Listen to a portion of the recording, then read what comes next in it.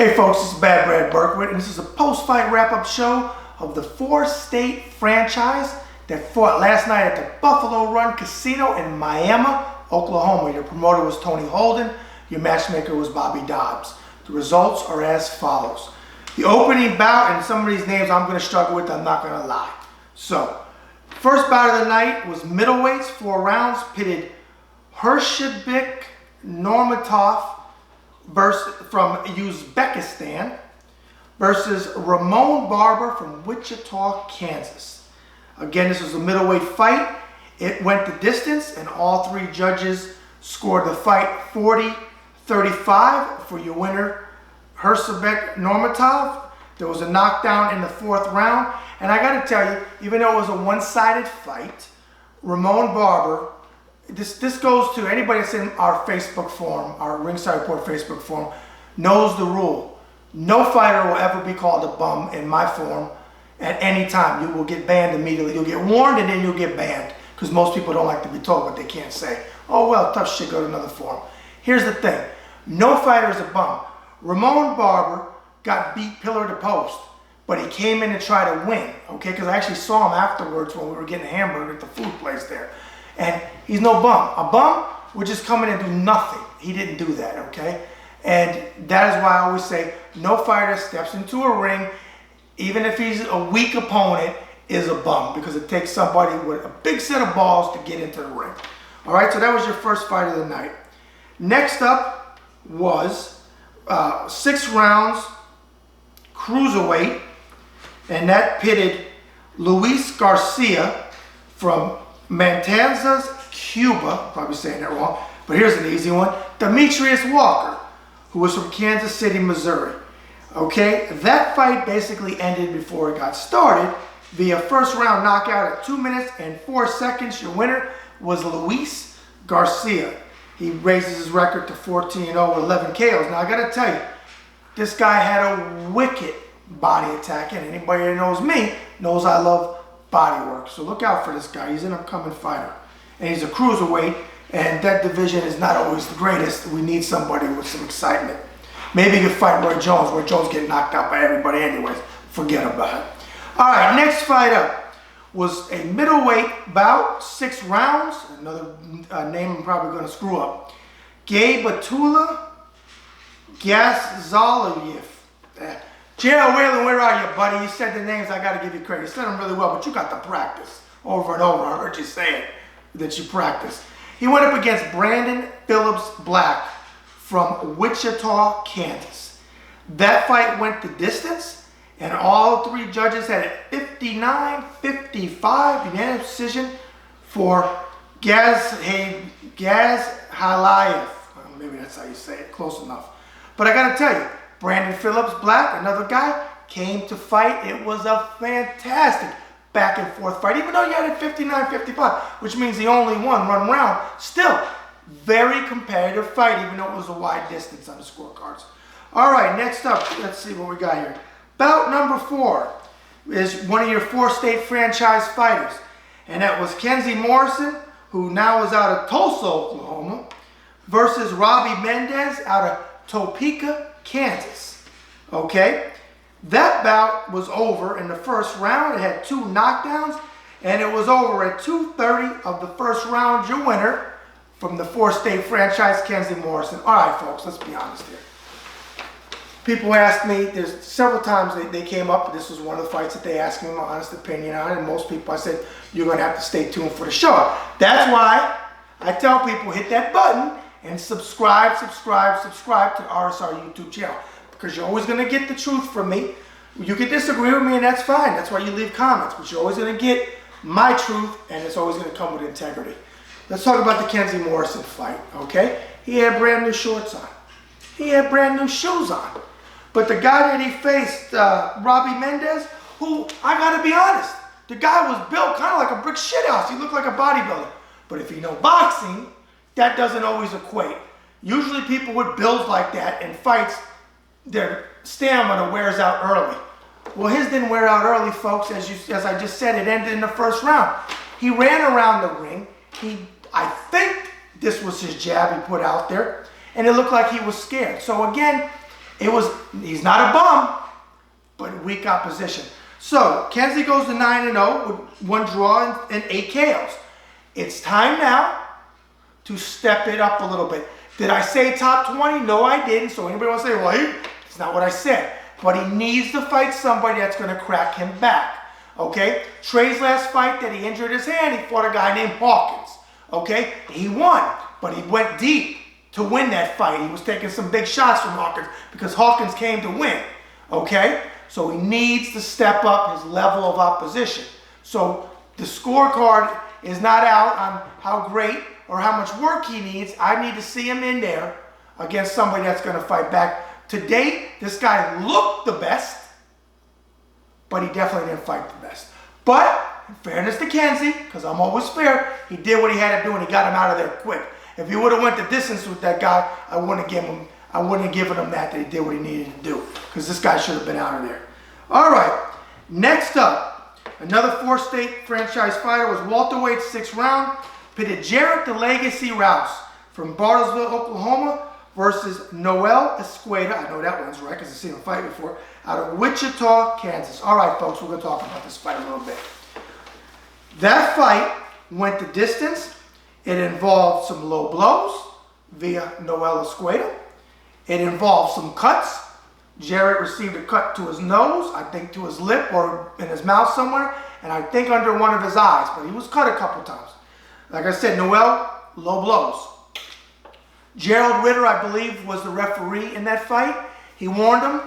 I'd have to see the tape how many times he warned him, but I think that the number of low blows, I'd have to watch it again because I'm caught up in the moment, that the number of low blows, one more would have gotten a point taken away from Noel Escueda.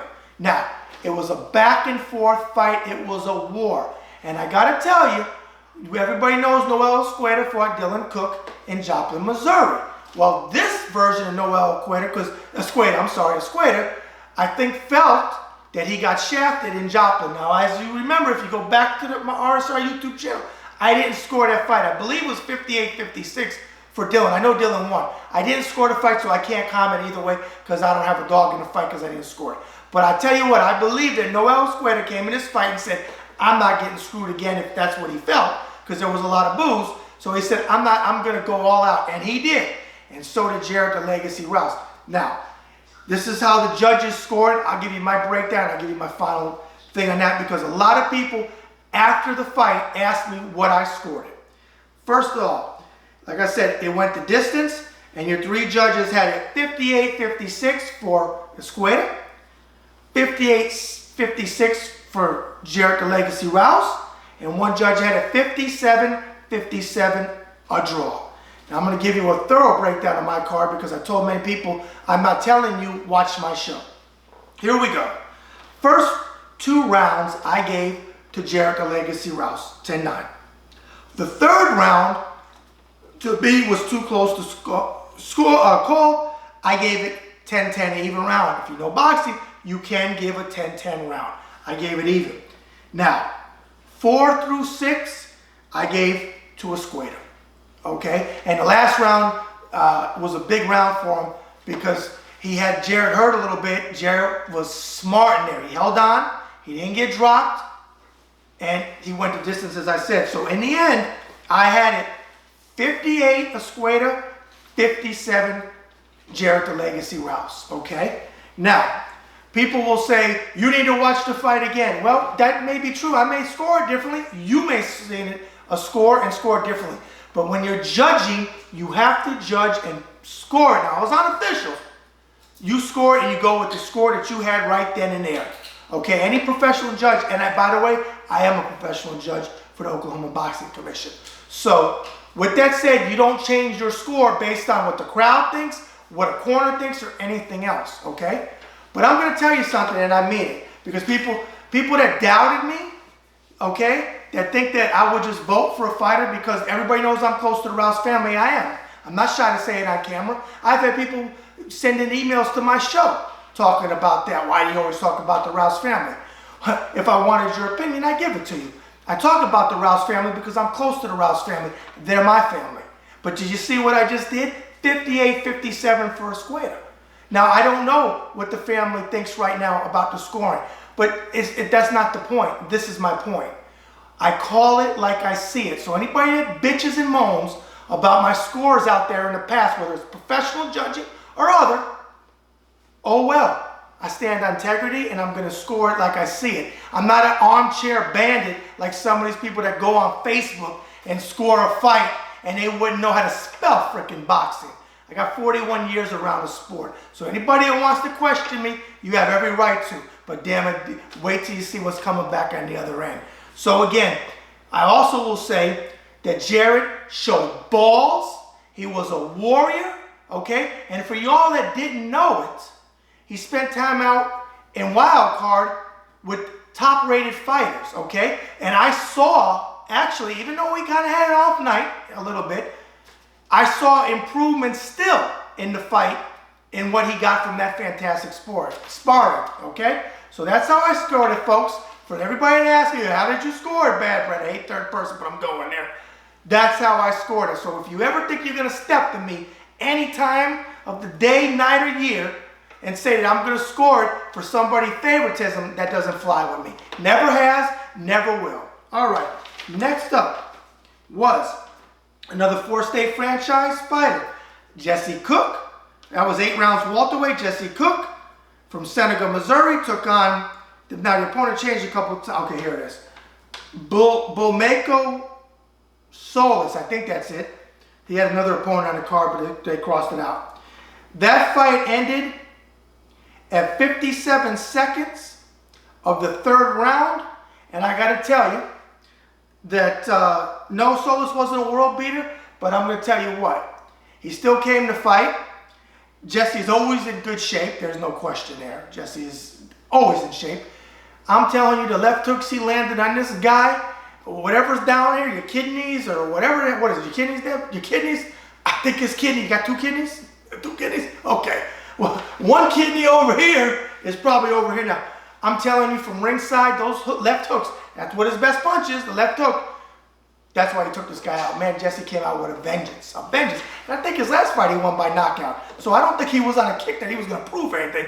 But doggone it, Jesse, I'll tell you what, you were on fire tonight. All right. Then your last 4-state franchise fighter, the main event of the night, was 8 rounds junior welterweights. And that pitted Ivan the Beast Baranchek versus from Armusk, Russia, who fights out of, I think, Brooklyn, New York, from what I understand. If you hear the ball, that's Bella playing. Everybody wants in the act. He pitted, it's late, Acilio Cruz Sesma from Chiapas, Mexico. They're both undefeated. Well, every punch, like I told Deb about Ivan, is thrown to knock your block off. Like Ivan Drago said, if he dies, he dies. I know that's a horrible impression, but that was his line from Market 4. Ivan, he don't play. That fight had a knockdown in the 2nd, a knockdown in the 3rd, and the corner threw the towel in. And one of the commission people actually had to get up on the ring because the ref didn't see it from that angle, and they stopped the fight. Okay? So that was your complete results from the 4-state franchise card. Now I have to pick fighter of the night and fight of the night. All right. Let's see what we got here. I'm going to say fighter of the night.